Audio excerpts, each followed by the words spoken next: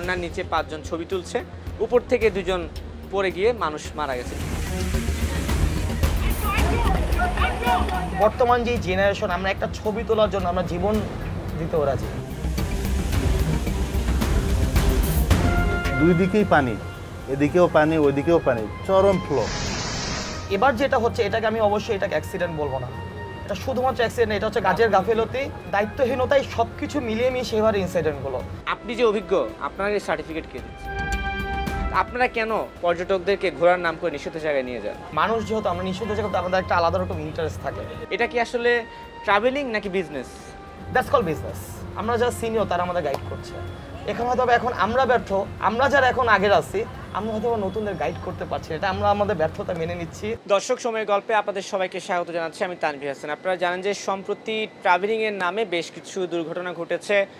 বান্দরবনে আলী কদমে ঘুরতে গিয়ে 3 জন ট্রাভেলার বা পর্যটক নিহত হয়েছেন, 1 জন নিখোঁজ রয়েছেন এই পর্যন্ত। এছাড়াও ঝর্ণায় ঘুরতে গিয়ে ছবি তুলতে গিয়ে ঝর্ণা থেকে পা পিছলে পড়ে দুর্ঘটনা বা মৃত্যুর হার 3 দিন বেড়ে চলছে। কেন এসব ঘটছে, কি হচ্ছে, বিশেষ করে বান্দরবনের আলী কদমে সেদিন কি ঘটেছিল, এই বিষয়গুলো নিয়ে কথা বলতে আমার সঙ্গে 2 জন অতিথি আছেন। একজন হচ্ছেন শাকিল চৌধুরী, তিনি হচ্ছে ট্রাভেল গ্রুপগুলো হোস্ট হিসেবে কাজ করছেন, বিভিন্ন ট্রাভেলারদেরকে নিয়ে তিনি বিভিন্ন জায়গায় ঘুরতে যান। এবং আমার সঙ্গে আছেন সুলতান মাহফুজ ভাই, তিনি বান্দরবনের আলী কদমে যে দুর্ঘটনা ঘটেছে সেই টিমেরই একজন সদস্য। কেমন আছেন আপনারা?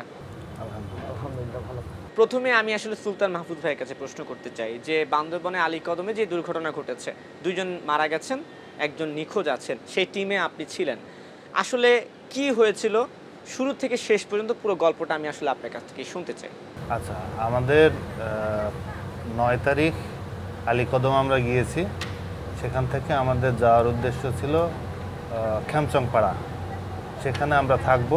থেকে পরের দিন ক্রিস্তং সামিট, রুংরাং সামিট আর হলো শামুকঝিরি, এ কয়টাই আমাদের ইভেন্টের পার্ট ছিল। তো আমরা সেদিন গিয়েছিলাম। প্রথম দিনে আমাদের যেতে একটু সময় লেগেছিল। আপনার শুরুতে যখন আমরা যাই, আমরা 9 তারিখ সকালবেলা আলী কদম নামি। সেখানে নাস্তা শেষ করার পরে ওখানে অনেক ট্যুরিস্ট ছিল, যারা বিভিন্ন হোস্টরা বিভিন্ন অ্যাডমিন নিয়ে এসেছিল। সেখান থেকে সবাইকে আস্তে আস্তে করে চলে যেতে হচ্ছে।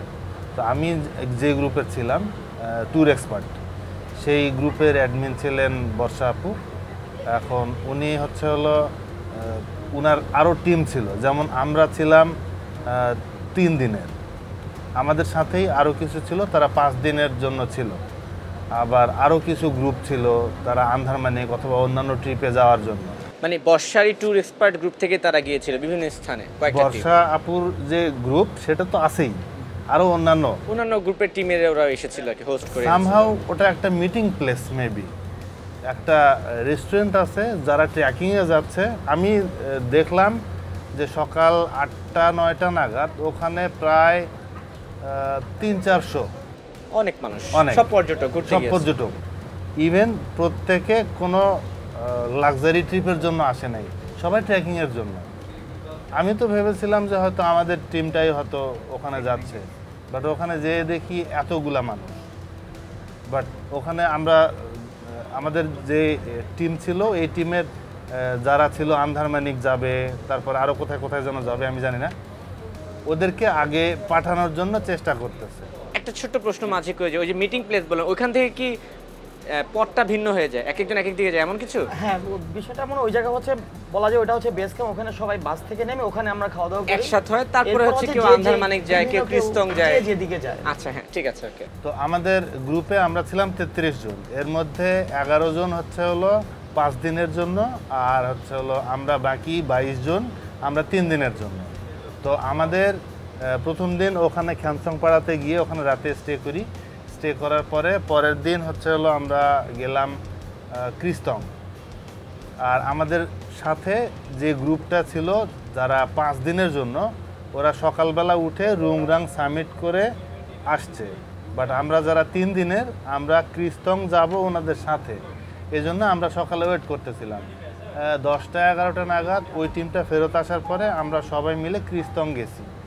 ক্রিস্তং সামিট করে ওনারা আর ফেরত আসে নাই। আমাদের সাথে একজন হোস্ট ছিল হাসান, আর একজন হোস্ট হচ্ছিল বর্ষা, আর একজন ছিল গাইড। এতে 30 জনের মধ্যে একজন গাইড। ক্রিস্তং পাহাড় থেকে যারা 5 দিনের ওরা আরেক দিকে চলে গেছে, আর আমরা যারা 3 দিনের আমাদের সাথে হাসানকে দিয়ে আমরা খেমচংপাড়ার উদ্দেশ্যে ব্যাক করে চলে আসছি। আমরা যখন খেমচংপাড়ার উদ্দেশ্যে ব্যাক করে চলে আসছি আর 5 দিনের ওরা চলে গেছে। পরের দিন সকালবেলা আমাদের ওঠার কথা ঘুম থেকে ফজরের পর। হাসান সে গড়িমসি করতেছে, উঠতেছি এরকম। তো আমাদের বের হতে 9টা বেজে গেছে। আচ্ছা, আমরা যে রাস্তা দিয়ে যাব যে ওখানে হাসানের কথা বলছেন লিডার, তিনি তো নিখোঁজ আছেন এখন জি পর্যন্ত। এখনো নিখোঁজ। আমাদের যে রাস্তা দিয়ে যেতে হবে ওখানে প্রায় 7 ঘন্টা ট্রেকিংয়ের রাস্তা, আরও 2 ঘন্টা নৌকা দিয়ে যেতে হবে। সো আর এরকম আরও তো অবস্টেকল থাকতেই পারে রাস্তায়, দুর্গম এই জন্য আমাদের সকাল সকাল উঠার কথা। বাট আমরা সবাই উঠে রেডি, বাট উনি ছিলেন না। উনি একটু পরে কোথা থেকে যেন আসলেন, এসে 9টার দিকে প্রায় এরকম হবে, আনুমানিক 9টার দিকে আমরা সবাই খাওয়া দাওয়া শেষ করে ব্রেকফাস্ট শেষ করে আমরা বের হয়ে গেছি। বের হয়ে যাওয়ার পরে আমরা আমাদের নিয়ম মতো যেরকম ছিল সেরকম আমরা প্রথমে আগে রুংরাং গেছি। রুংরাং সামিট করার পরে মেনিয়াংপাড়া গেছি।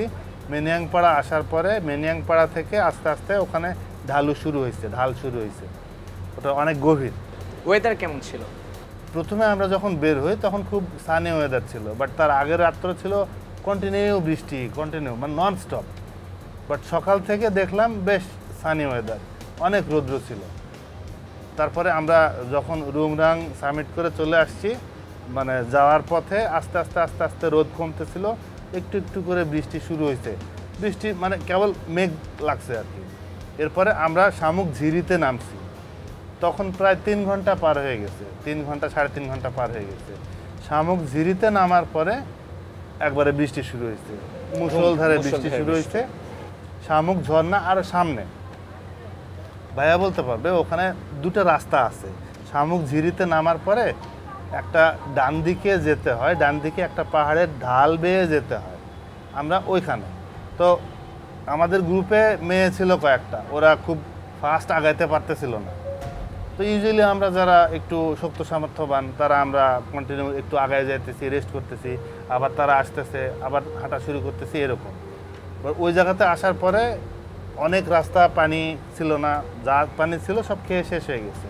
ওখানে অনেকক্ষণ গরমে আসার পরে হঠাৎ করে একটু ঠান্ডা পানি, ওখানে আমাদের বোতল রিফিল করছি, ফ্রেশ হয়েছি, এটা করছি। তারপরে আর সবার শেষে হাসান ছিল, আর ওর গার্লফ্রেন্ড ছিল হচ্ছে স্মৃতি, আর আমাদের আরেকটা ভাইয়া ছিল যে হলো ভিকটিম, যে মারা গেছে। ওই ভাইয়ার ছিল হলো আইফোন। তো হাসান ওই ভাইয়াকে বলতেছিল যে আমাদের একটু ভিডিও করে দেন, ওর ক্যামেরা যেহেতু ভালো, আমাদের একটু ভিডিও করে দেন। ফটো শ্যুট করতেছে, ঘুরতেছে ফিরতেছে, আর আমাদেরকে বললো যে আপনারা আগান, যে রাস্তা দিয়ে যাবেন, যে সামনে দেখবেন এক রাস্তা বামে গেছে, এক রাস্তা ডানে গেছে, ওখানে ওয়েট করেন, আসতেছি। সবার তো ওখানে বসে থাকার দরকার নেই, আমরা তো অনেক আগে ওখানে পৌঁছেছি। আচ্ছা, তারপরে আমরা আগায় গেছি, আর ইতিমধ্যে অনেক বৃষ্টি শুরু হয়েছে, পুরা ফ্লাশ চলে আসছে। আমরা আমরা যে ঝিরিতে নামছি, আমরা যখন নামি তখন আমাদের রাফলি 1 ফিট পরিমাণ পানি ছিল ওখানে, আর পাথর, বোল্ডার, বড় বড় বোল্ডার ছিল। বাট আমরা যখন ওই পাহাড় সাইড দিয়ে কিনারা দিয়ে যখন যাই তখনই দেখতেছি পানির লেয়ার একবারে কোমর পর্যন্ত উঠে গেছে, হঠাৎ বেড়ে গেছে। তো আমরা ওখানে যে ওয়েট করতেছি, বাম দিকে যে যাওয়ার রাস্তা, ডান দিকে যাওয়ার রাস্তা, 2টা রাস্তা। ওখানে ডান দিকে একটু উঁচুতে আমরা যে সেফ জায়গাতে দাঁড়ায় আছি, ওদের জন্য ওয়েট করতেছি, ওরা আসুক, আমরা তো চিনি না। ওখানে ওয়েট করতেছিলাম 5 মিনিট, 10 মিনিট, 15-20 মিনিট পার হয়ে গেল, আর কেউ আসে না। আমরা চিন্তা করলাম যে না, এভাবে তো থাকা যায় না। দুজনকে বললাম যে ভাইয়া তোমরা একটু যাও, যে দেখে আসো ওনারা আসতেছে না কেন। ওরা একটু পরে ঘুরে এসে বলল যে ওরা ওখানে নাই, আশেপাশে খোঁজাখুঁজি করে কোথাও নাই। পরে আমরা ওখান থেকে নেমে আসছি, বাম দিকে 2টা যে রাস্তা বললাম, ডান দিকে আমরা সেফ প্লেসে ছিলাম।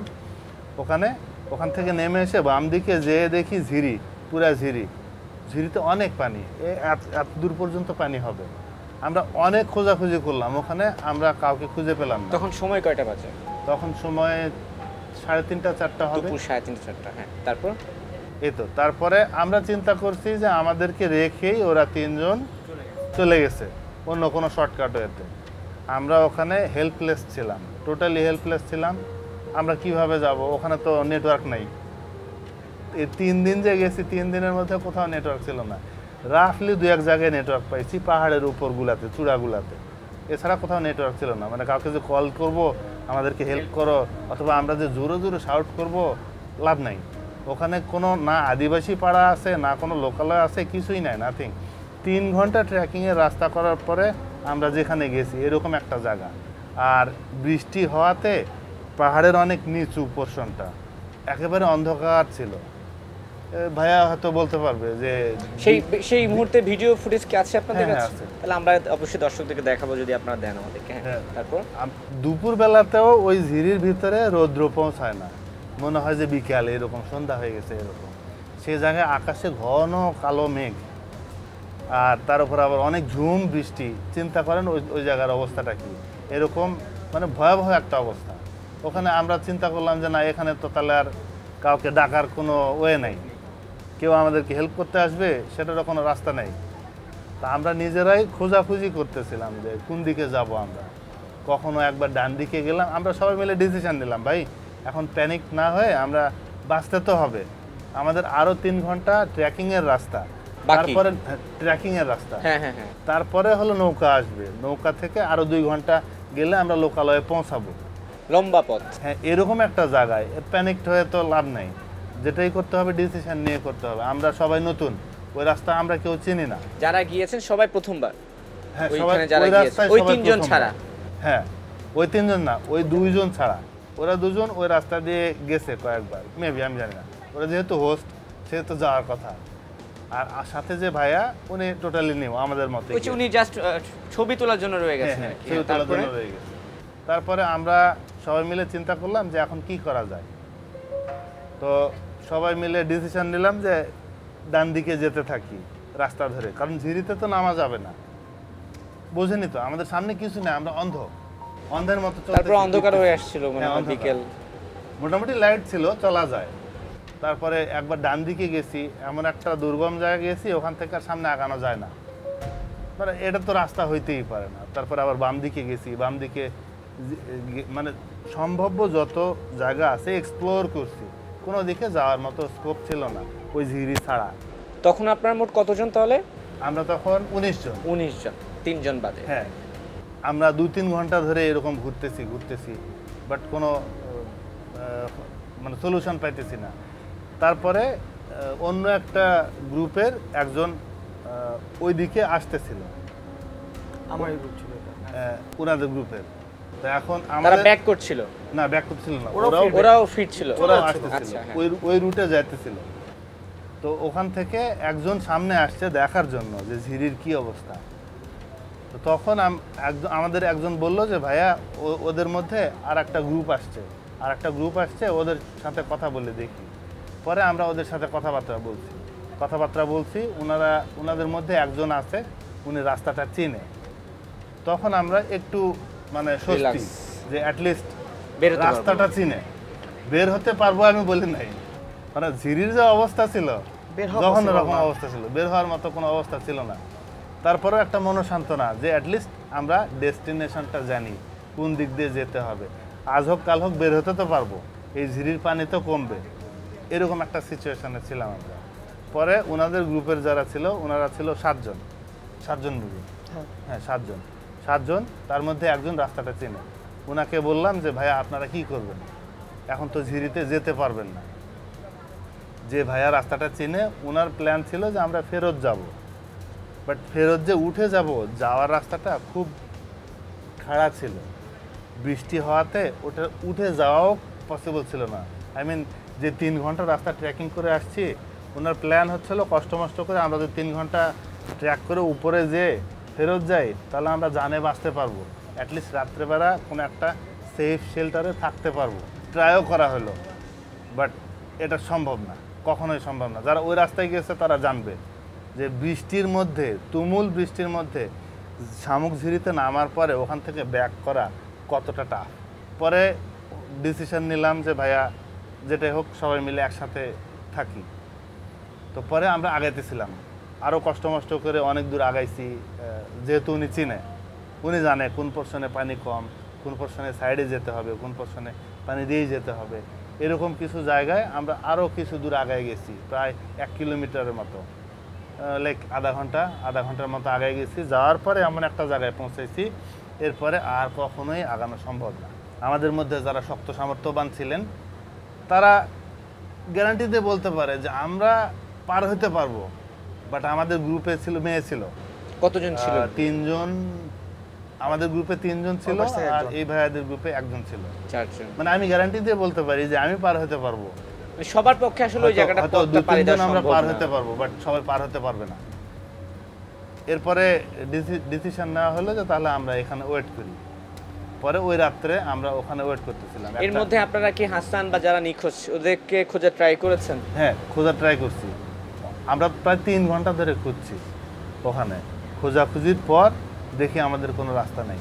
ওখানে আমরা হেল্পলেসের মতো তারপরে দাঁড়াইছিলাম। হচ্ছে এরপর? তারপরে ওই এই ভাইয়াদের গ্রুপের উনি আসছে।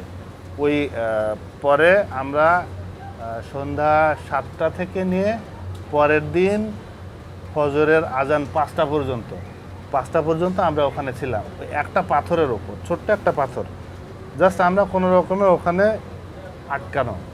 সেখানকার কোনো ছবি ভিডিও আছে আপনার হ্যাঁ, কাছে? ছবি ফোনে আছে, আছে। এখন দেখানো যাবে? জি, আছে। একটু আমরা তাহলে দর্শকদেরকে মানে দেখাই, তাহলে হচ্ছে দর্শকরা বুঝবে যে কোন মোমেন্টে আপনারা ছিলেন।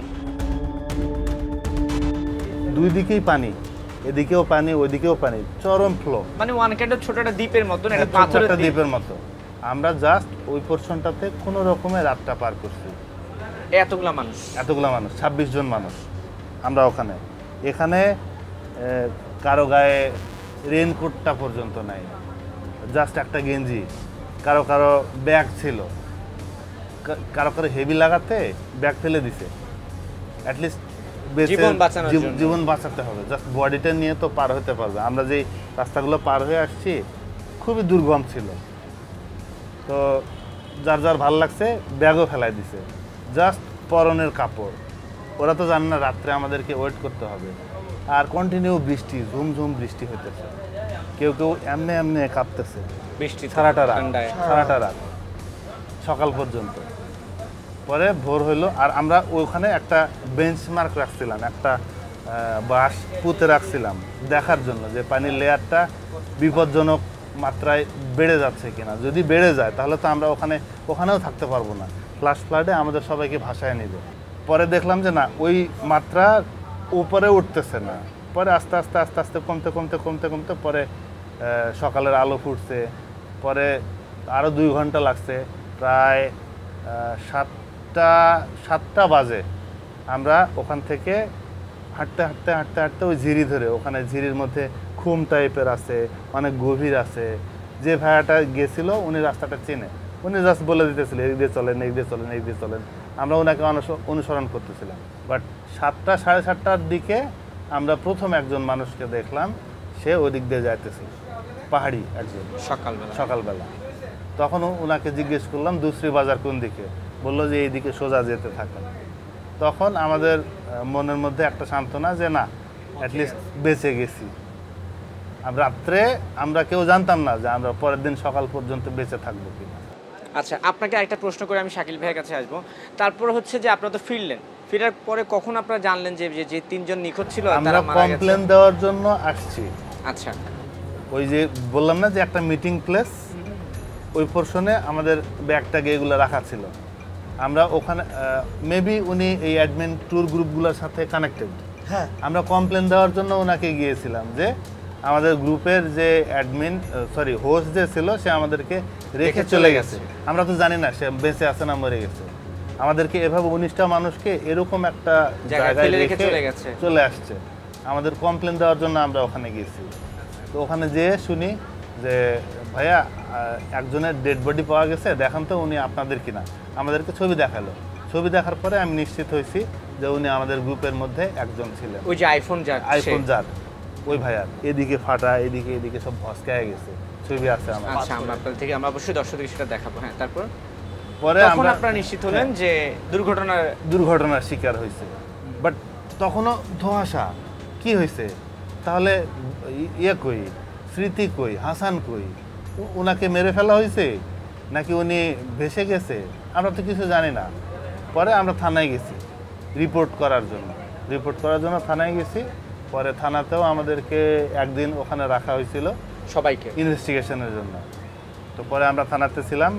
ওই আমরা আসার আগেই একজনের ডেড বডি পাওয়া গেছে, আর পরের দিন দুপুরবেলা ওই স্মৃতি তার ডেড বডি ভেসে আসছে, বাট স্টিল না এখন পর্যন্ত হাসানের কোনো নিখোঁজ খবর নেই। আছে। আপনার সঙ্গে আরো কথা বলবো, আমি শাকিল ভাইয়ের কাছে আসতে চাই। শাকিল ভাই, আপনি তো এই যে এই গ্রুপগুলোর হোস্ট হিসেবে কাজ করছেন দীর্ঘদিন যাবত, আমি একটু বলতে চাই যে এই যে তাদের যে গ্রুপটা ছিল, এই গ্রুপের সঙ্গে আপনার কি সম্পর্ক, বা তাদের সাথে আপনার কিভাবে মোলাকাত হয়েছে, বিষয়টা যদি একটু ক্লিয়ার করতেন। এই গ্রুপটার সাথে সম্পর্ক হচ্ছে যে আমরা যারা ট্যুর গ্রুপে কাজ করি, তো দিন শেষে সবাই আমরা একটা ছায়ার নিচেই কাজ মানে করি। আপনার অ্যাডমিনরা হোস্টরা আমরা সবার সাথে পরিচিত।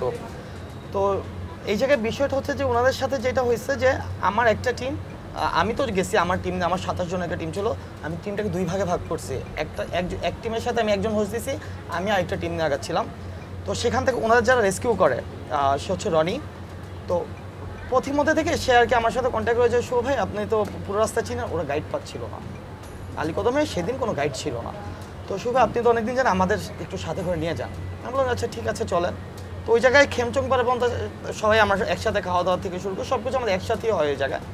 তো এরপরের দিন আমি তাদের সাজেস্ট করি যে রনি ভাই তাহলে আমি তো আজকে চলে যাবো, আমার ছিল 5 দিনের, তো আমি আজকে চলে যাব, তো আপনারা আস্তে দিয়ে খাওয়া দাওয়া করবেন। সকাল সকাল তাদের আমি খাওয়া দাওয়া করিয়ে তাদের বের করে দিই যে আপনারা এদিক দিয়ে পাড়ায় চলে যান, নিচে দুস্তি আছে, দুস্তি থেকে নৌকা করে চলে যাবেন। তো আমাদেরও মোটামুটি আধা ঘন্টা থেকে 1 ঘন্টা আগে বর্ষার যে টিম, সে হাসানের নেতৃত্বে সে চলে যায়। এখানে বিষয়টা ছিল হচ্ছে যে হাসান যে ছেলেটা, he is just 19 years old, বাচ্চা একটা ছিল, একেবারে বাচ্চা একটা ছেলে। ওর মধ্যে সে ধরনের ম্যাচুরিটি হয়তো বা গ্রো করে নাই যে আমি কোনো একটা বিপদের সিচুয়েশনে আমি কি ডিসিশনটা নিব, তো কি ডিসিশন মেক করব। সাপোজ আমাদের সাথে ওই যে ছেলে ছিল, ওই ছেলে বেশ কয়েকবার পাহাড়ে গেছে যারা ওনাদের সাথে অ্যাড হয়েছে পরে। তো সে যেমন একটা ডিসিশন নিয়েছে যে আচ্ছা ঠিক আছে, ঝিরি যেহেতু বন্ধ হয়ে গেছে আমাদের আবার পাড়ায় ব্যাক করতে হবে। মানে আমরা বুঝি ব্যাপারটা হচ্ছে সেখানে যদি হয়তো বা সাপোজ আমি থাকতাম, আমরা হয়তো আমি কষ্ট করে হলো টিম নিয়ে যেই 3 ঘন্টা নেমে আসছে, সেই 3 ঘন্টা কষ্ট করা হলো আমি নিরাপদ স্থানে যেতাম, যেটা কিনা সে চাইছিল, বাট তার কথা তার সবাই শুনবে না। সাপোজ আমি যখন একটা কথা বলবো, আমার কথা অনেকেই শুনবে, বিকজ আই এম এক্সপিরিয়েন্স, তারা জানে যে আমি জায়গায় থাকি, এই জায়গায় আমরা সবসময় আসি, আমরা জানি। তো তাদের ওই ধরনের ব্যাপার হচ্ছে পাহাড়ে মাইন্ড গেম বলতে একটা ব্যাপার আছে, তারা ওই সময় আসে ওই সাহসটাই নিতে পারে নাই যে আমরা যে 3 ঘন্টা নেমে আসছি সেই 3 ঘন্টা আমাদের আবার উঠতে হবে, অনেক কষ্টের ব্যাপার। বাট সেটাই সঠিক কাজ ছিল, সেটাই সঠিক কাজ হইতো। যেই ঝিটার মধ্যে তারা রাত পার করছে সেটা মোটেও নিরাপদ ছিল না, মোটেও সেফ ছিল না। তারা যদি 3 ঘন্টা ব্যাক করে সেই পাড়াটাই যেখান থেকে তারা রওনা দিয়েছে সেখানে চলে যেত, সেটা হচ্ছে সবচেয়ে 100% সবচেয়ে সঠিক কাজ হতো। এইটা হচ্ছে একটা ব্যাপার। আর নেচার হচ্ছে এমন একটা জিনিস ভাইয়া যে কারো হাতে থাকে না, তাই তো? হাতে থাকে না। ওনারা কিন্তু সানি ওয়েদার পাইছে, বাট আমি যখন রওনা দিই আমি সানি ওয়েদার দেখছি, বাট আমি ঝিরির পানি দেখছি। ঝিরির পানি তখনও ঘোলা আসতেছে, ঝিরির পানির সাথে ডালপালা আসতেছে, গাছ আসতেছে। তো যেহেতু অনেক দিন ধরে আমরা যাই, আমরা ঝিরির পানিটা দেখলে ঝিরির পানি আমাদের সাথে কথা বলবে। নেচার সাথে আমাদের সম্পর্কটা এমন হওয়া উচিত যারা আমরা এই ধরনের অ্যাডভেঞ্চার ট্রিপ করি, নেচারকে আমাদের বুঝতে হবে, ঝিরির কাছ থেকে আমাদের পারমিশন নিতে হবে, ঝিরি আমি কি যাব। এই যে নেচারের সাথে কথা বলা, এই জিনিসটা 1 দিন 2 দিনে আসবে না। আজকে আমি এর আগে হয়তো 10 বার গেছি, আমি শীতকালে গেছি, বর্ষাকালে এমন সিচুয়েশন হয়তো অনেক হোস্ট বর্তমানে পাহাড় লিড করছে, এমন অনেক হোস্ট আছে যারা এখন পর্যন্ত পাহাড় উইদিন হাফ অ্যান আওয়ার কতটা ভয়ঙ্কর রূপ নিতে পারে সেই রূপটাই তারা কখনো দেখে নাই। কিন্তু তারা গেছে 20 বা 25 বা 30 বার হয়তো তারা পাহাড়ে গেছে, বাট বর্ষাকালের রূপটা দেখে, বর্ষাকালের রূপটা দেখেন, প্লাস বর্ষাকালেও শান্ত থাকে উইদিন হাফ অ্যান আওয়ার। এবার তো বর্ষাকালই ছিল, ঝিরি তো শান্ত ছিল, হাফ অ্যান আওয়ারের মধ্যে পানি হাঁটু থেকে মাথার উপরে চলে যাবে, যেটাকে আমরা ফ্ল্যাশ ফ্লাড বলে হরকাবান বলি। তো এই জায়গা হচ্ছে ব্যাপার। এখন আসলে এটাতে কি বলার আছে যে অনেক গাফলতি ছিল। গাফলতি ছিল। আমার এখানে আপনার থেকে অনেকগুলো বিষয় বা জানা আছে। উনি বলছেন যে 33 জনের গ্রুপে 2 জন হোস্ট ছিল, তার মধ্যে একজন আপনি বলছেন যে ম্যাচিউর, যার আসলে লাশটা বা আমরা আশা করি দিন বেঁচে আছেন, তাকে এখনো খুঁজে পাওয়া যায়নি। তো এতজন মানুষের জন্য যে মাত্র একজন গাইড, এটা কি সম্ভব? এখানে বিষয়টা ছিল হচ্ছে যে যেহেতু আমরা ঈদের সময় গিয়েছি, তো তখন পর্যটনে ওই জায়গায় প্রচণ্ড একটা রাশ ছিল ওখানটায়। ভাই যেমন বলে যে 300 400 500 লোক ওই দিন, তার আগের দিনও লোক ঢুকছে। তো আলীকদমের যত গাইড ছিল তার আগের দিনই শেষ, আলীকদম গাইড অ্যাসোসিয়েশন থেকে যত গাইড ছিল তাকে নিয়ে 2জন কি 3জন গাইড শুধুমাত্র পরের দিন ছিল। বাকি সবাই তো আসছে, তারাও তো যাবে ঢাকা থেকে অথবা বাংলাদেশের বিভিন্ন প্রান্ত থেকে এত দূর থেকে আসছে। তো তখন কি হয়েছে, তখন ব্যাপারটা ছিল হচ্ছে যে আমরা যারা চিনি, আমরা রেগুলার যাই, আমাদের তো সবই চেনা। তো আলীকদম থেকে স্থানীয় লোকজন দিয়ে দেওয়া হয়েছে আমাদের সাথে যে ও আপনার গাইড হিসেবে আপনাদের সাথে যাচ্ছে, but they are not guides. তো ওরা গাইডও জানে না, গাইডিংও জানে না। তো এইভাবে না, বর্ষার সাথে যেই লোকটা ছিল সিদ্ধার্থ দা, উনি আলীকদমের অনেক পুরাতন গাইড। সিদ্ধার্থ তঞ্চঙ্গা, হ্যাঁ সিদ্ধার্থ দা, তো উনি অনেক পুরাতন গাইড। সে বর্ষার সাথে ছিল, বর্ষার সাথে আরও 4জন ছিল, ওই টিমটার সাথে আরও 4জন ছিল। তো চারজন কি গাইড? গাইড না তারা। এখন ব্যাপারটা হচ্ছে সেনাবাহিনীর প্রতি 12 জনের জন্য একজন গাইড ইনশিওর করে সেনাবাহিনী আমাদের ট্রেলে ঢুকতে দিচ্ছিল। আচ্ছা। তো দ্যাট টাইম কি হয়েছে যে আলীকদম যারা স্থানীয়, ওখানকার যারা স্থানীয় আছে তাদেরকে সবাই আমরা আইডি কার্ড দিয়ে গাইড হিসেবে আমাদের সাথে নিয়ে গেছি। তো সেই হিসেবে গাইড ছিল হচ্ছে মাত্র একজন ওর সাথে, কিন্তু থাকার কথা 3জন, 33 জন যেহেতু থাকার কথা 3জন। আর সবচেয়ে বড় হচ্ছে এখানে এক্সপিরিয়েন্স হোস্ট যদি ছিল সেটা ছিল বর্ষা। আরেকজনকে যে হোস্ট হিসেবে ছিল আমার যত এখন সে এখনো নিখোঁজ, হয়তো কোনো অলৌকিক কিছু ঘটুক, সে আমাদের মাঝে ফিরে আসুক। তো তার বয়স 19 বছর, সে ইমেচিউর একটা ছেলে, যথেষ্ট ইমেচিউর ছেলে। পাহাড়ের জন্য ম্যাচুরিটি অনেক বেশি প্রয়োজন। তো তার উপরে ওইভাবে আর কি টিমকে লিড করানোটা আসলে কতটুকু যৌক্তিক সেটা আমারও প্রশ্নবিদ্ধ। আচ্ছা, এই প্রসঙ্গে আমি আরেকটা প্রশ্ন করতে চাই। ধরুন আমার কাছে, আমি এখানে আপনাদের সঙ্গে বসার আগে বর্ষার পেজটা ঘাটছিলাম, দেখতে পাচ্ছিলাম যে ঈদের সময় উনি বেশ কিছু ট্যুরের অফার দিয়েছিল। সেই যে থানকোয়াইন, পালংখিয়াং, আন্ধারমানি, ক্রিস্তং, রুয়াং, হ্যাঁ অনেক জায়গাতে, সোনাইছড়ি, বাস, এগুলোতে উনি ট্যুর নামাচ্ছেন, উনি একটা গ্রুপ নিয়ে যাচ্ছেন, অথচ উনি যাচ্ছেন না, উনি অন্যের আস্থায় পাঠিয়ে দিচ্ছেন। এটা কি আসলে ট্রাভেলিং নাকি business? That's call business, to be frank, that's call business. এখন ট্রাভেলিংটা আমরা কিন্তু আমাদের ট্রাভেলিং ছিল প্যাশন, সেখান থেকে হয়েছে সবার যারা এখন অ্যাডমিন হোস্ট যারা আছে সবার প্রফেশন হয়েছে। তো এখানে আমাদের গ্রুপটা যারা লিড করছে তাদেরকে আমরা সেইভাবে তৈরি করে নিচ্ছি। 2 বছর 3 বছর 4 বছর 5 বছর ধরে যারা পাহাড়ে যাচ্ছে, একটা সময় যে যখন আমরা দেখতেছি যে সে এখন একটা টিম হ্যান্ডেল করার জন্য ক্যাপাবল, অভিজ্ঞতার অবশ্যই প্রয়োজন আছে টিম হ্যান্ডেল, তখনই আমরা তাকে একজন টিম হোস্ট হিসেবে নিচ্ছি আমাদের গ্রুপগুলোতে। এবং তার সাথে তখন আমরা একটা দুইটা প্রথমে ছোট ছোট ট্যুর দিয়ে তাকে আমরা জাজ করতেছি যে সে কিভাবে গেস্ট হ্যান্ডেল করতেছে, সে এই বৈরী সিচুয়েশনে সে কিভাবে রিয়্যাক্ট করতেছে। কিন্তু দেখার পর একটা সময় সে মূল দলে আসে এবং এরপরে সে আর কি তাকে বিভিন্ন একটা টিমের দায়িত্ব দেওয়া হয়। এখানে বিষয়টা ছিল যে এই টিমে যে ছিল সে ওইভাবে ট্রেন আপ ছিল না। হাসানের কথা বলছেন, অবভিয়াসলি বলবো সে ওইভাবে ট্রেন আপ ছিল না। যদি সে ট্রেন আপ থাকতো তাহলে তার ডিসিশন হতো ডিফারেন্ট। কিন্তু এই দায়টা তো অবশ্যই তাহলে বর্ষার উপরে দায় অবশ্যই আসবে। এই ধরনের কোনো ইনসাইডেন্ট অবশ্যই তাহলে টিম হোস্টের উপরেই আসবে। এখন আমি আপনার প্রশ্ন ধরে আসলে আমাকে প্রশ্ন করতে হয়, আমি মানুষের হয়ে প্রশ্ন করতে পছন্দ করি। যে আপনি বলছেন যে আমি 4 বছর 5 বছর যাওয়ার পরে যখন মনে হচ্ছে যে আমি অভিজ্ঞ, তখন আমি টিম নিয়ে যাচ্ছি। আপনি যে অভিজ্ঞ, আপনার এই সার্টিফিকেট কে দিচ্ছে? আপনি কোনো পারমিশন নিচ্ছেন প্রশাসন থেকে? না, সেই ধরনের আমাদের বাংলাদেশে তো মাউন্টেনিং ব্যাপার হচ্ছে, ইন্টারন্যাশনাল মাউন্টেনিয়ারিং কিন্তু একটা স্পোর্টস, যেটা কিনা বাংলাদেশে এখন পর্যন্ত সেটা গ্র্যান্ট করে নাই। এই যে আমাদের কিছুদিন আগে এভারেস্টে আমাদের যে শাকিল ভাই গেল বা বাবর আলী ভাইরা গেল, তারাও কিন্তু বাংলাদেশ থেকে, তারা কিন্তু এইসব ট্রেল থেকেই সবাই উঠে আসা। আমাদেরও ড্রিম আছে আমরা একসময় ওই জায়গায় যাবো। তো এইসব ট্রেল থেকে বাংলাদেশে কিন্তু আমাদের মাউন্টেনিং যে একটা স্পোর্টস, সেই হিসেবে আমাদের ট্রিট করা হয় না। তো এটা সার্টিফিকেশনটা দিবে কে? যদি দেয় এটা অবশ্যই আমাদের প্রয়োজন। এটা আমি সরকারের প্রতি আমাদের আহ্বান থাকবে যে এই মাউন্টেনিং যে স্পোর্টস আমাদের দেশের পর্যটন খাত আমাদের মানুষের অনেক কি বলে যে অনেক বড় একটা পর্যটন হতে পারে যদি প্রপার ট্রেন আপ অথবা প্রপার ব্যবস্থা আমাদের নেওয়া হয়। তো এগুলো ল্যাকিংস আমাদের আছে। এই ল্যাকিংস নিয়ে অবশ্যই কথা বলবো। আমি আপনার সঙ্গে আরো কথা বলবো। আমি একটু যাচ্ছি আবার সুলতান ভাইয়ের কাছে। সুলতান ভাই, আপনি কি এবারই ফার্স্ট ঘুরতে গিয়েছেন নাকি আরো কোথাও ঘোরা হয়েছে আপনার, ট্রাভেলিং করা হয়েছে এবং গ্রুপে?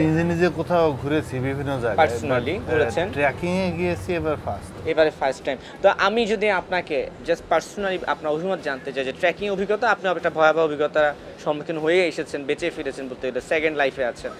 আপনার কাছে কি মনে হয়েছে একজন পর্যটক হিসেবে, এই যে যারা গ্রুপে হোস্ট হিসেবে নিয়ে যাচ্ছে, এদের সঙ্গে যাওয়াটা কি নিরাপদ কিনা, কোথায় যাব, কতটুকু গিয়ে থামবো, আপনার অভিজ্ঞতাটা আমি এখন আপনার কাছ থেকে প্রশ্ন করতে চাই যে আপনার কাছে দুর্বলতা কি মনে হচ্ছে? আমার এক্সপিরিয়েন্স সেটা হলো যদি বর্ষার সাথে কোনো টিম এরকম যায়, আমরা যেমন দেখছি, সাপোজ কোনো ইনসিডেন্ট হয় নাই, তাহলে নিয়ার ফিউচারে আরও 2-4টা হবে। আরো 2-4টা হবে। গ্যারান্টি দিয়ে বলতে পারি। আমি তো জানি না অন্যান্য গ্রুপগুলা কিভাবে তাদের গেস্টের সাথে ট্রিট করছে। যদি এমন হয় যে প্রপার ওয়েতে এগুলাকে অর্গানাইজ ওয়েতে করা হচ্ছে, তাহলে আমার মনে হয় এখানে সবাই যেতে পারে। যেমন মনে করেন 10 জনের সাথে একজন লোকাল গাইড, হোস্ট না। হোস্ট মানে হচ্ছে হলো যারা অ্যারেঞ্জ করে, হ্যাঁ অ্যারেঞ্জ, তারা হচ্ছে হলো হোস্ট। লোকাল একজন লোকাল কিন্তু ভালো জানে কোথায় কি কোন রাস্তা দিয়ে যেতে হবে, তারা নেচার বোঝে, ওখানেই তাদের জন্ম, ওখানেই তারা থাকতেছে। আমি পাহাড়িদের কথা বলতেছি। যদি প্রপার মেনটেন করা হয় তাহলে যাওয়াটা সেফ। তাও তো মনে হয়, আমার মনে হয় যে শাকিল ভাই যেহেতু আপনার নিয়মিত যান, আমার তো মনে হয় এখন তো প্রযুক্তির সময়, প্রযুক্তির যুগ। একটা জায়গায় আপনি যাওয়ার সময় আমার বৃষ্টিপাতের কতটা আশঙ্কা আছে, ওয়েদার কি থাকবে, কতটুকু আমার যাওয়া উচিত, কোথায় গিয়ে কখন থামা উচিত, এই বিষয়গুলো তো মনে হয় আমাদের একটা চ্যাট মানে প্ল্যান করেই তো আপনারা মনে হয় যাওয়া অবশ্যই। সম্ভব, এটা তাই না? এটা আমাদের অবশ্যই হয়। অ্যান্ড এই জায়গায় বিষয়টা হচ্ছে যে পাহাড়ের যে ফ্ল্যাশ ফ্লাড, যেটা সানি ওয়েদার মাঝেও কিন্তু ফ্ল্যাশ ফ্লাড হয়, কিন্তু সেটা তো একটু ঘটনা কম বৃষ্টির সময় ছাড়া। এবারও হয়েছে।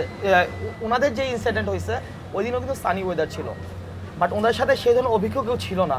না, উনি কিন্তু বলেছেন বৃষ্টি হয়েছে। হ্যাঁ, বৃষ্টি আগের হলে তো দিনটা। ফ্ল্যাশ ফ্লাডের একটা সম্ভাবনা থাকে, Obviously এটা থাকে, অবশ্যই obviously থাকে। অ্যান্ড এই জায়গায় থামতে হবে কোথায়, এইটাই হচ্ছে একজন অভিজ্ঞ লোক বলতে পারবে। আমার কোথায় আমার থামায়, আমি এরপর আর যাবো না। ব্যাপারটা হচ্ছে এখানে প্রবলেম যেটা হচ্ছে, যেটা আমি সরাসরি বলি, সাপোজ 1 মাস আগে আমার সাথে কেউ একজন আমার সাথে পাহাড়ে গেল, আমার টিম লিড করে দেখলো আমি কীভাবে অর্গানাইজ করি, আমি কীভাবে লোকাল গাইডসদের অর্গানাইজ করি, পাড়ার মানুষজনদের অর্গানাইজ করি। সে দেখছে, সে জানছে, সে বুঝছে। আসার পরে কি হলো, এটা তো আমিও পারবো। সে নিজে একটা ট্রাভেল গ্রুপ খুললো ফেসবুকে, কোনো টাকা লাগে না, মার্কেটিং করতে বুস্ট করতেছে মার্কেটিংয়ের জন্য, ট্রাভেল গ্রুপ করলে। এবার আমি অনেককেই দেখছি। অ্যান্ড ভাই যেটা বলো যে নিয়ার ফিউচারে আরও এরকম আরও বেশ কিছু ঘটনা আসবে, সেটা হবে হচ্ছে এই রিজনগুলোর জন্য। তো ট্রাভেল গ্রুপ খুলে বসলো, সে 20 জন 30 জন 40 জন, যেখানে তাকে আমি নিয়ে গেছি আমরা 12 জন ছিলাম, তার কাছে টাকা আসতেছে, অবভিয়াসলি টাকা অনেক বড় একটা ফ্যাক্ট। তো টাকা আসতে সে 20 জন 30 জন 40 জন নিয়ে চলে যাচ্ছে, সে জানেও না সে কই যাচ্ছে। সে আমার কাছে গেলেও কিন্তু শীতকালে, এখন সে যাচ্ছে বর্ষাকালে। পাহাড় যে কতটা চেঞ্জ হয়ে গেছে এটা তার আইডিয়াতেও নাই, কারণ সে জীবনে গেছে একবার কি 2বার পাহাড়ে। গ্রুপ খুলতেছে, এভাবে নিয়ে চলে যাচ্ছে। তো এটা আসলে অনেক বড় একটা বিষয়। ইভেন আমরা যারা প্রফেশনালি আমরা যে কাজটা করতেছি, আমরা হুমকির মধ্যে পড়ে যাচ্ছি। কোশ্চেন আমাদের উপর রেজ হচ্ছে যে পাহাড়ে হোস্ট মানে সেও তো হোস্ট, আমিও হোস্ট, তাহলে আমাদের উপর কোশ্চেন রেজ হচ্ছে, তাহলে আপনারা কীভাবে ট্যুর অর্গানাইজ করছেন।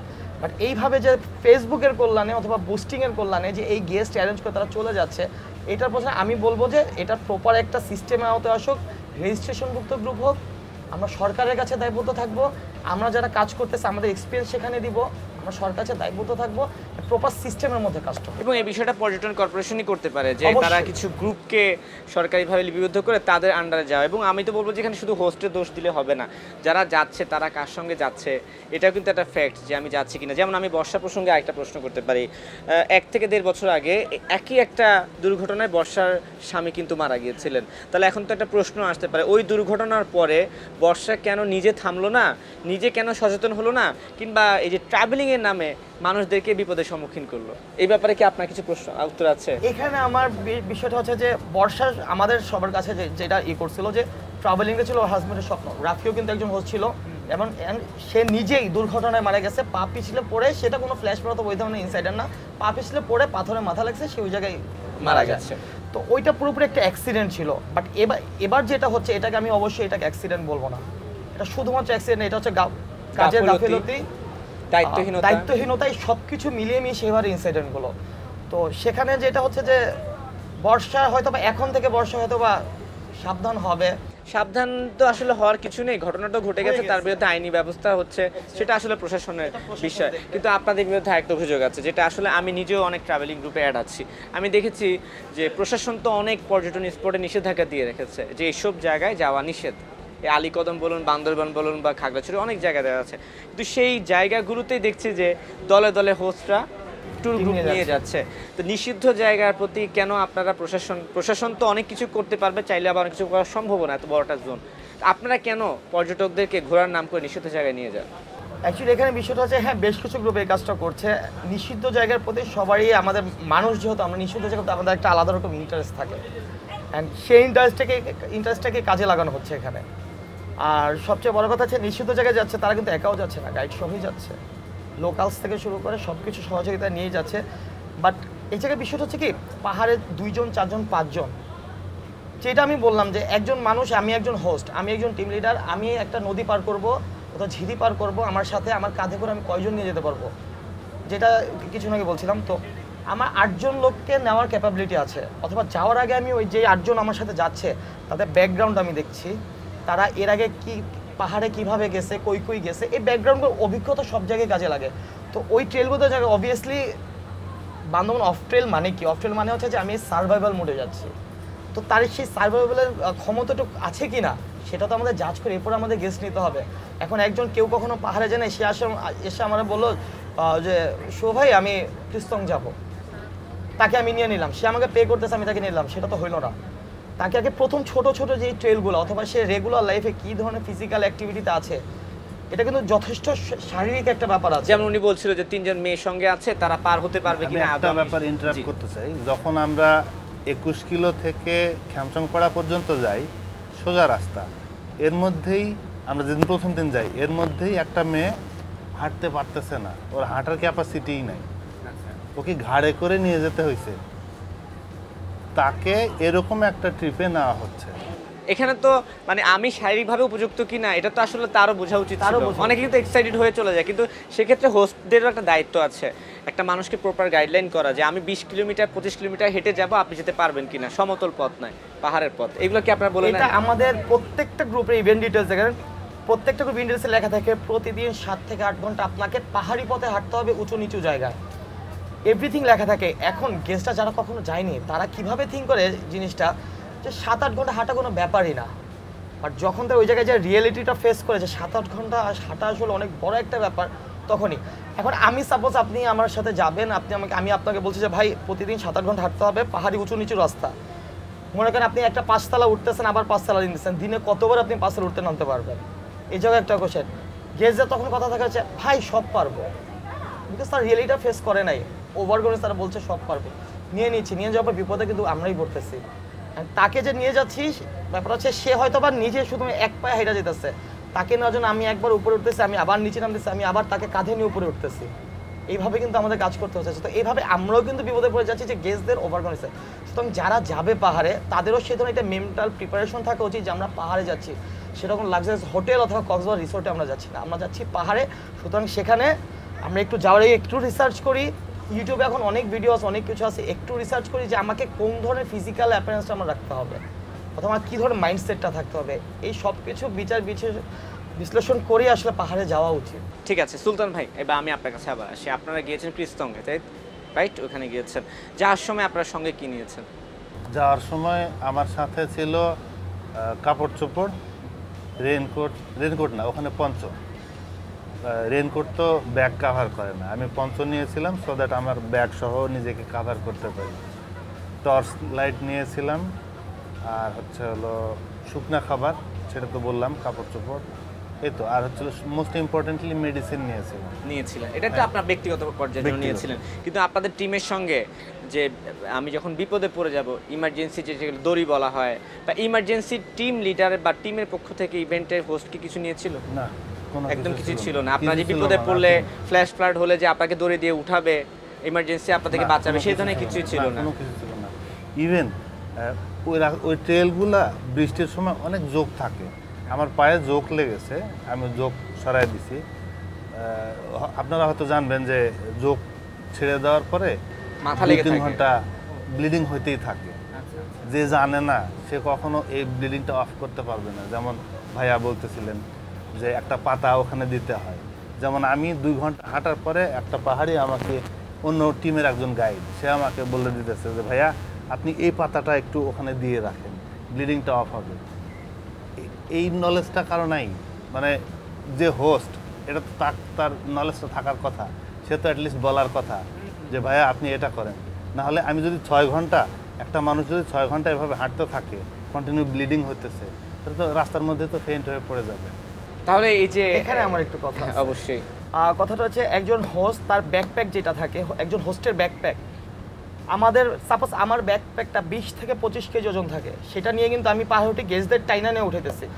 আমরা আসলে সেই ধরনের এক্সপিরিয়েন্স অর্জন করছি, সেই ধরনের ফিজিক্যাল ফিটনেস আমরা আনছি, দ্যাটস আমরা পারি। এখন আমাদের ব্যাকপ্যাকে কী থাকে? আমাদের ব্যাকপ্যাকে কিন্তু আমাদের কিচ্ছু থাকে না।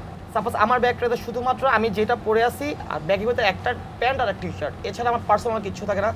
আমার কাছে থাকে হচ্ছে একটা মেডিসিন বক্স, যেটা কিনা যে কোনো সেলাইটা পর্যন্ত করা যাবে, যে কোনো অ্যাক্সিডেন্ট হতে পারে, তো ব্লিডিং স্টপ করার জন্য যেটা।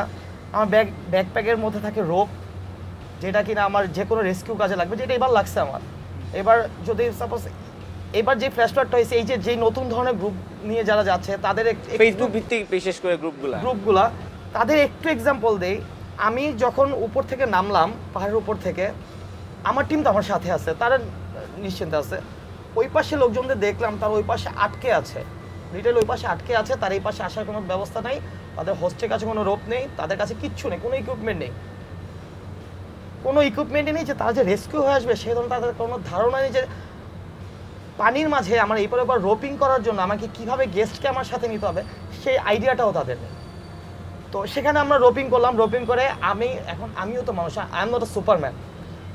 তো আমি বেশ কিছু গেস্ট এপার ওপার করাইলাম, এরপরে তাদের হোস্টকে বললাম এবার কি টেকনিক শিখছেন সব কিছু। আমার শরীর আর পারছে না, আমি তো আমার টিম করতেছি, প্লাস বাকি যে টিমগুলো তাদেরও আমার হেল্প করতে হইতেছে।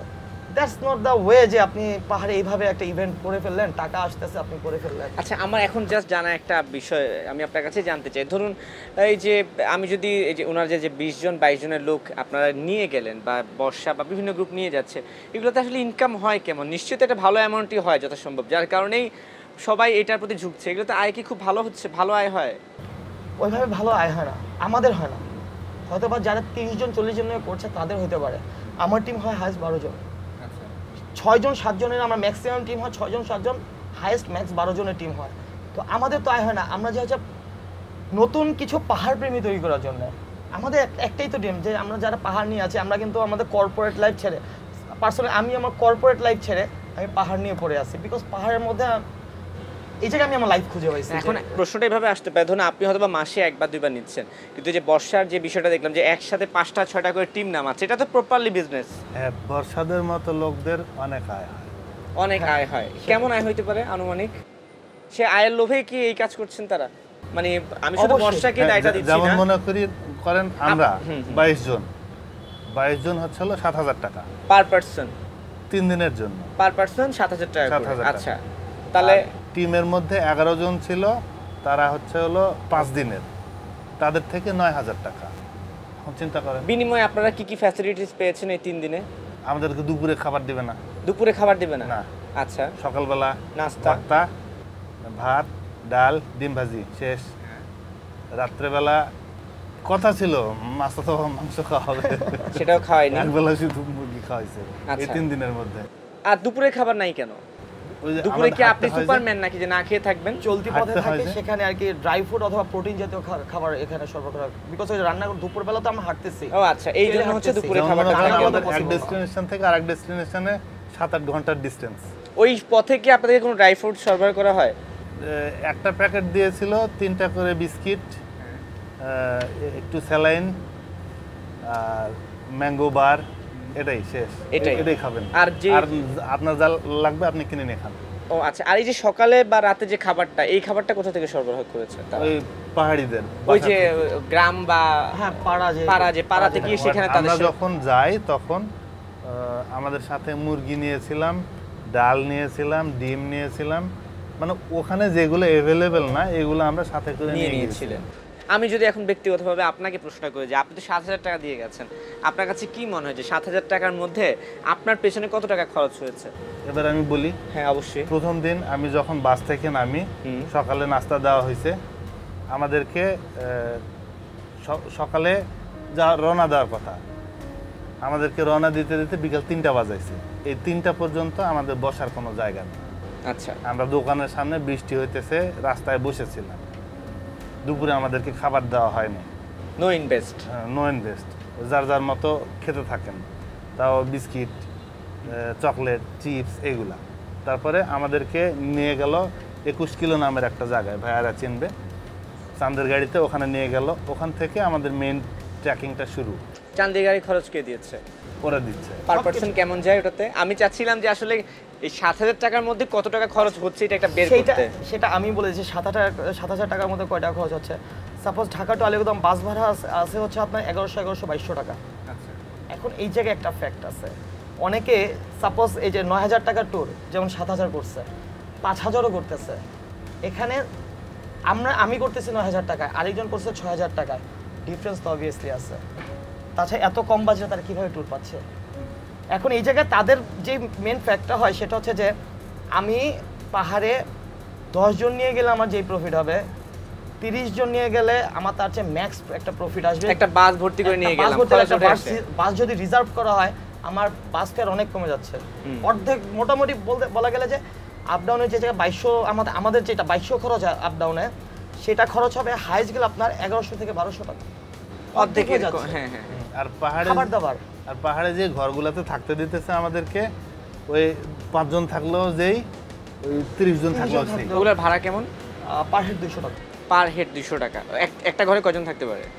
আপনারা আমরা ছিলাম 22 জন। 22 জনই এক ঘরে ছিল। প্রথম দিনে ছিলাম 33 জন। ওই এক ঘরেই? এক ঘরে। তো তাহলে তো বলতে গেলে যে আমি যদি বলি 7,000 টাকার মধ্যে 3,000 টাকা খরচ গিয়েছে। আমি বলতে পারি না, এই যে up down cost. Up down cost আমি ধরলাম 4,000 টাকাও যায়, যদি যায় আমি ধরলাম খরচ হলো, তারপরে যে আরও তো 3,000 টাকা লাভ, তো 33 জন থেকে যদি 3-33-এ প্রায় লাখ টাকা লাভ আমরা এখানে চলে আসছে। মানে হচ্ছে ব্যবসার লোভে মিনিমাম, মানে একটা যদি বিজনেস করতে চায়, বিজনেস করতে আর চায়, যদি মনে করে যে না গেস্টদেরকে অ্যাট লিস্ট একটু সম্মানে রাখা, খাওয়া দাওয়া দেওয়া, তাহলে প্রফিট একটু কমে আসবে। প্রফিট একটু কমে যাবে। এখন ভাইয়ারাও দেখছে যে সাপোজ আমার বাজেট বেশি ছিল, আমি সবচেয়ে বেশি টাকা নিছি, বাজেট বেশি ছিল, তারা যখন ওই যেখানে যে মিটিং পয়েন্টটা, মিটিং বা তারা যখন রাস্তা বসে আছে, আমরা যারা গেছি আমরা একটা রিসোর্টের মধ্যে বসে আছি। That's the difference.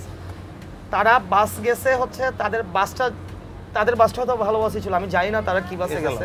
এসালম, আচ্ছা তাহলে রিজার্ভ বাস, নন এসি রিজার্ভ বাস। আমরা এসি বাসে গেছি, বিকজ পরের দিন সারাদিন আমার গেস্টরা ট্রেকিং করবে, তাদের একটা ঘুমের প্রয়োজন আছে। সারা যদি কেউ বাস জার্নি করে তারপর দিন 7-8 ঘন্টা তারা যদি হাঁটতে বলা হয়, সে অটোমেটিক্যালি একটা ব্যাপার থেকে নন এসি বাসগুলো খুব ছোট পরিসরে হয়, বসে আরাম পাওয়া যায় না, ঘুমানো যায় না রাতের বেলা, অটোমেটিক্যালি তারা সাফার করবে। সাপোজ আমি নিজে সাফার করব, আমি যদি সারাত না ঘুমে আমাকে যদি সকালবেলা বলা যায় তুমি এখন 8 ঘন্টা হাঁটবা, আমি নিজে সাফার করব। তো এই জায়গায় একটা বিজনেসের একটা ব্যাপার আছে। এখন গেস্টদেরও এই জায়গায় আমি কিছু দোষ বলবো কি, তারা হয়তো এই জায়গায় তাদের আই ওয়াশ হইতেছে যে ওই যে একটা গ্রুপ, তার হয়তো অত মেম্বার নেই, বাট সে আজ এই লাইনে আছে 12-13 বছর। তার ইভেন্ট ফি হচ্ছে যে সাপোজ আমি এই জায়গায় যেটা 6,000 টাকা দেখতেছি, তার ইভেন্ট ফি 10,000 টাকা, 4,000 টাকার মধ্যে। সে তো একই জায়গায় যাচ্ছে, একই স্পটগুলোই ঘুরতেছে, 4,000 টাকা বেশি আমি কেন দিব? এই যে একটা আই ওয়াশ হয়। আচ্ছা, আরেকটা ব্যাপার আছে, ধরুন আপনি যে গেলেন, আপনার মতো তো এর আগে হয়তো বা বর্ষা সহ আরও অনেক গ্রুপ আছে যারা বিজনেস টাইপের করতে যাচ্ছে, তারা আসার পরে যে রিভিউ দিচ্ছে না, সেই রিভিউ দেখার পরেও কেন মানুষরা যায়? আপনি যখন গিয়েছেন এই টিমের সঙ্গে যাওয়ার আগে রিভিউ দেখেছেন বা এই গ্রুপ সম্পর্কে আইডিয়া নিয়েছিলেন? দেখি নাই, আমার টার্গেট হচ্ছিল আমি ক্রিস্তাং রুংরাং যাব। আমি কয়েকটা গ্রুপ, ফেসবুকের গ্রুপ আছে, গ্রুপগুলো একটু সার্চ করলাম। বর্ষার টিমে দেখলাম প্রায় 1.5 লাখের মতো 1,75,000 আছে মেম্বার, অন্যান্য আর সব গ্রুপের থেকে একটু বেশি। ওই পার্সপেক্টিভ থেকে আমি চিন্তা করলাম যে অ্যাট লিস্ট এদের সার্ভিস একটু ভালো হওয়ার কথা। আচ্ছা ঠিক আছে, ওকে, এই দিক থেকে আমি ওদের সাথে গেছি। আসলে অনেক কথা প্রশ্ন আছে কিন্তু সময় শেষ করতে হয়। একটু আমি ট্রাভেলিং এর থেকে বা একটু ঝর্ণার দিকে মুখ ফিরাই। আমরা দেখেছি যে ঝর্ণার গিয়েও মানুষ মারা যাচ্ছে। আমি কালকে একটা ভিডিও দেখছিলাম যে ঝর্ণার নিচে 5 জন ছবি তুলছে, উপর থেকে 2 জন পড়ে গিয়ে মানুষ মারা গেছে, নিহত হয়েছে। এই ঘটনা কেন ঘটছে? কারা এই সঙ্গে যুক্ত বা কেন কি হচ্ছে? পর্যটকের যদি বলেন যে এই যে এইসব জায়গায় যারা হচ্ছে এই গ্রুপগুলো, এই যে যারা আলীকদমে না হয় একটা ইভেন্ট গ্রুপের সাথে গিয়ে 3 জন মারা গেছে, বাট এই যে খোয়াছড়ায় মারা গেল, মিশরে মারা গেল, নাপিতছড়ায় মারা গেল, এদের দায় ভাইকে নিবে? তাহলে ওইটা না হয় ইভেন্ট ব্যবসার উপর আসলে এখানে তো পার্সোনাল ভাবে যাচ্ছে, এখানে তো তারা পার্সোনাল ভাবে যাচ্ছে, এটার দায় কে নিবে? প্রশাসনও নিবে না, কেউই নিবে না, এটা তার দায় তারই নিতে হচ্ছে। কিন্তু এই জায়গায় সচেতনের যে বিষয়টা সেটা হচ্ছে যে আমরা বর্তমান যে জেনারেশন, আমরা একটা ছবি তোলার জন্য আমরা জীবন দিতে রাজি, একটা ছবি একটা স্টোরি, ফেসবুকে স্টোরি নেওয়ার জন্য, অথবা ঝর্ণা একেবারে কোণা থেকে আমি একটা সেলফি নিচ্ছি, সেটা নিচে আমার অনেক বড় ঝর্ণা দেখা যাচ্ছে, সেইটা দেখানোর জন্য যে আমি দেখো আমি কত ডেয়ারিং কাজ করছি, হিরো সাজার যে প্রবণতা, সেইটা থেকে এই দুর্ঘটনাগুলো হচ্ছে।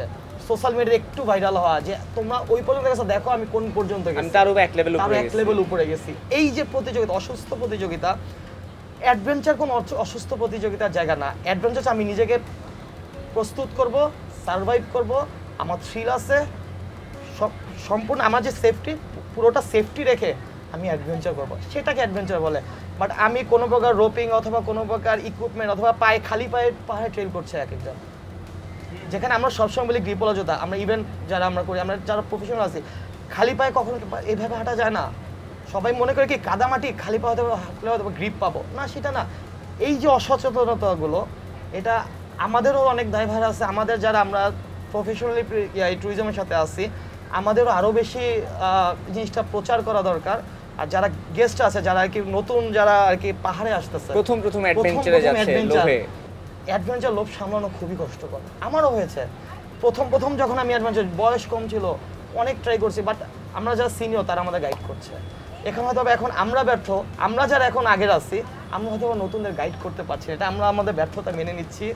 অ্যান্ড নতুন পর্যটকদের আমি এতটুকুই সাজেস্ট করবো যে যেখানেই যান একটু গবেষণা করুন, নিজের সার্ভাইভাল অথবা নিজের সেফটিটা নিজে ইনশিওর করেন।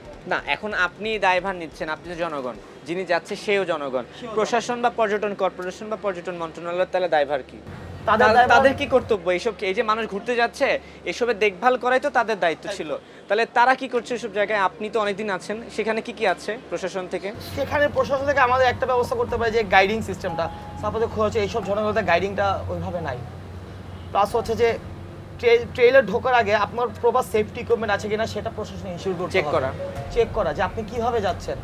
খালি পায়ে আমি চলে গেলাম, একটা হাফ প্যান্ট একটা টি শার্ট পরে আমি চলে গেলাম, দ্যাটস নট দ্য ওয়ে।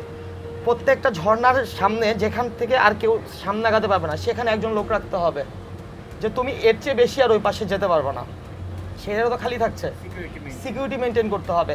তাও তো ইজারা নিচ্ছে তারা, আমরা যখন এন্ট্রি নিচ্ছি কোনো ঝর্ণায়, তারা আমাদের কাছ থেকে 20 টাকা 50 টাকা এমন টাকা নিচ্ছে। সেই টাকাটা তারা ইউটিলাইজ করুক, যে আমার এই জায়গায় একটা লোক দরকার, এই জায়গায় একটা লোক, সাপোজ একটু প্রশ্ন করি, ইজারা নিচ্ছে, ইজারার বিনিময়ে কি সার্ভিস দিচ্ছে? ইজারার বিনিময়ে আমরা কোনো সার্ভিস পাচ্ছি না, ইজারা বিনিময়ে আমরা ভেতরে ঢুকছি আর বের হচ্ছি। মানে তাহলে ওরা ইজারা নিচ্ছে, মানে কি নিচ্ছে? ইজারাটা কিসের জন্য নিচ্ছে? এটা আমাদের পর্যটন শিল্প দেখুক, হ্যাঁ এই জিনিসগুলো দেখুক। মানে আমার এন্ট্রিতে আমি 20 টাকা করে চাঁদা নিলাম বা একটা এন্ট্রি ফি নিলাম, এটাই যদি ইজারা হয়, তাহলে সেই ইজারাদারের কাজ কি ভেতরে মেইনটেইন করা, মারা যাওয়ার পর লাশ উদ্ধার করা, মাঝার লাশ উদ্ধার করবে এমন কিছুই? অথবা লাশটা উদ্ধার করতে আমাদের ডাকা হচ্ছে। আচ্ছা। ইভেন লাশটা যে উদ্ধার করতে হবে, সেখানকার লোকাল মানুষ সেটা পারে না। এক্সপিরিয়েন্স কারা আছে, ভাই আপনারা একটু আসেন, আমাদের একটু হেল্প করেন, সেখানেও আমাদের ডাকা হচ্ছে। এবং এই যে আপনার ট্রেলে যাচ্ছেন, সে তো অনেক কিলোমিটার ভেতরে, সেখানে যদি আল্লাহ মাফ করে কোনো দুর্ঘটনা ঘটে, সেই অসুস্থ হয়ে যাক, সেই মানুষটাকে ব্যাক করে আনারও তো কোনো স্কোপ নেই, না কোনো স্কোপ নেই। কাঁধে করে ঝুলিয়ে আনা ছাড়া। হেঁটে হেঁটে আসতেও আপনার কষ্ট হচ্ছে, জীবন বের হয়ে যাওয়ার মতো অবস্থা। আপনি নেটওয়ার্ক পাচ্ছেন, আমাদের পাহাড়িদেরও তো একটা দাবি আছে, ওখানে একটা নেটওয়ার্ক ইনশিওর করেন, যে আমাদের কোনো ইমার্জেন্সি আমরা কাউকে কন্ট্যাক্ট করতে পারবো। ওখানে তো আমরা কন্ট্যাক্টলেস থাকি, পুরোপুরি কন্ট্যাক্টলেস, আমরা এই দুনিয়া থেকে পুরোপুরি বাইরে। তো সেখানে আমাদের ইমার্জেন্সিতে আমরা কাকে কল দিব? সাপোজ আমারই কিছু হয়ে যেতে পারে, আমিও তো মানুষ, আমার ভুলে 5 স্লিপ করে আমি মাথা পেটে পড়ে গেছি, আমার সাথে যারা আছে তারা কার সাথে কন্ট্যাক্ট করবে? তাও তো আমাকে ওইভাবে ফেলে রেখেছে, যেটা ওই 1.5 বছর আগে যে ইনসিডেন্ট হচ্ছে রাফির সাথে, যে সে টিম লিডার ছিল, পা ফসকে সে পরে মাথায় আঘাত লাগছে, সে মারা গেছে ওই জায়গায়। বাট এখান থেকে সে কন্ট্যাক্ট করবে কীভাবে? 4-5 ঘন্টা উপরে একটা পাহাড়ের হাইটে উঠতে হবে, এরপরে যায় সে হয়তো নেটওয়ার্ক পাইলো, বৃষ্টিতে হলে সেটাও পাওয়া যাবে না। মানে আসলে আমাদের পর্যটন খাতটাও বেশ বেহাল দশা, যতটা নামে আছে কামে নেই, যেটাকে বলা যায়, তাই তো? আরেকটা প্রশ্ন দিয়ে আমি শেষ করতে চাই, শুধু যে আসলে দুর্গম এলাকা এই নিরাপত্তা না, আমরা শুনেছি যে পাহাড়ি এলাকায় যে ব্যাপারগুলো, যে আলী কদম সহ অনেকে যে নিষিদ্ধ জায়গায় ট্রেল করে, আমি জানি না আপনি গিয়েছেন কিনা সেই জায়গাগুলোতে, সেখানে গেলে নাকি আমরা আরসা কিংবা অন্যান্য যে বাহিনীগুলো আছে নিরাপত্তা ইস্যুটা, সেই ধরনের অনেক কিছুই নাকি চোখে পড়ে, আপনি কি দেখেছেন? যেখানে তারা আছে, আমাদের সেনাবাহিনী যথেষ্ট অ্যাক্টিভ, ওই ভেতর জায়গাগুলোতে তারা ওই জায়গাটা সেইভাবেই তারা গার্ড করে রাখে, যেন কোনো পর্যটক সেখানে যেতে না পারে। আচ্ছা, এরপর চোখ ফাঁকি দিয়ে হয়তো অনেকেই যায়, অনেকেই গেছে। তো তাদের ক্ষেত্রে যেটা হয় যে দেখা হলে তাদের জিনিসপত্র গায়েব হয়ে যাচ্ছে, তাদের দেখা যাচ্ছে তাদের ফোন থেকে টাকা পয়সা লুট করে নিয়ে যাচ্ছে। কিছুদিন আগে ঘটনা ঘটছে, বাট এগুলো লিমিটে আসছে না, লাইমলাইটে আসছে না কেন? মানে ফোন থেকে টাকা নেয় কিভাবে? ওখানে তো নেটওয়ার্কই নেই। ফোন না, তাদের ফোন নিয়ে যাচ্ছে, আচ্ছা, ফোন টাকা পয়সা নিয়ে যাচ্ছে, তাদের সাথে তো টাকা পয়সা থেকে শুধু তাদের সমস্ত গ্যাজেটস এগুলো তো থাকে। কিছুদিন আগে আলীকদমে বাস ডাকাতি হলো, ওখানে প্রত্যেক কিছুক্ষণ পরপর আর্মি ক্যাম্প, বিজিবি ক্যাম্প, সেখান থেকেও বাস ডাকাতি হয়ে যাচ্ছে। তারপরেও আসলে অ্যাডভেঞ্চারের জন্য যেতে হচ্ছে। আসলে অ্যাডভেঞ্চার খোঁজে আমরা ওই ওই ধরনের পরিস্থিতি শিকারের কবলে পড়তে তো আমরা যাই না, আমরা অ্যাডভেঞ্চার খোঁজে যাই যে পাহাড়ে আমাদের প্রশান্তি মিলে, পাহাড়ের যে পরিবেশ, তাদের পাহাড়ের যে প্রকৃতিকে মানুষ, উপভোগ করার তাদের জন্য। কালচার। ব্যাপারটা হচ্ছে আমার যে ব্যক্তিগত অভিমত, আমি পাহাড়ে যে হচ্ছে পাহাড়ে যে মানুষগুলো আছে খুব সাদাসিধে মানুষ, তাদের যে কালচার, ডিফারেন্ট কালচার আমাদের থেকে, সেই কালচারটাকে এনজয় করা। পাহাড়ে যে সার্ভাইভাল মোড, প্রকৃতির যে খেলা, যে প্রকৃতির ক্ষণে ক্ষণে পরিবর্তন হচ্ছে, সেটাকে এনজয় করার জন্য আমরা যাই। আমরা কিন্তু কোনো ধরনের এই ধরনের অনাকাঙ্ক্ষিত ঘটনায় যে আমরা পড়বো, এটা কিন্তু আমরা কেউই প্ল্যানে রাখি না। শাকিল ভাই, শেষের দিকে চলে এসেছি। আপনাকে এখন বলতে চাই, যারা ট্রাভেল লাভার আছে, ঘুরতে পছন্দ করে, আসলে এই যে ফ্ল্যাশ ফ্লাড ছাড়াও বা এই যে ঝর্ণায় পা পিছলে পড়া ছাড়া আর কী ধরনের বিপদ হতে পারে, আর এই যে ট্রাভেল যারা করতে চান তাদের জন্য কোনো পরামর্শ কি আপনার পক্ষ থেকে আছে?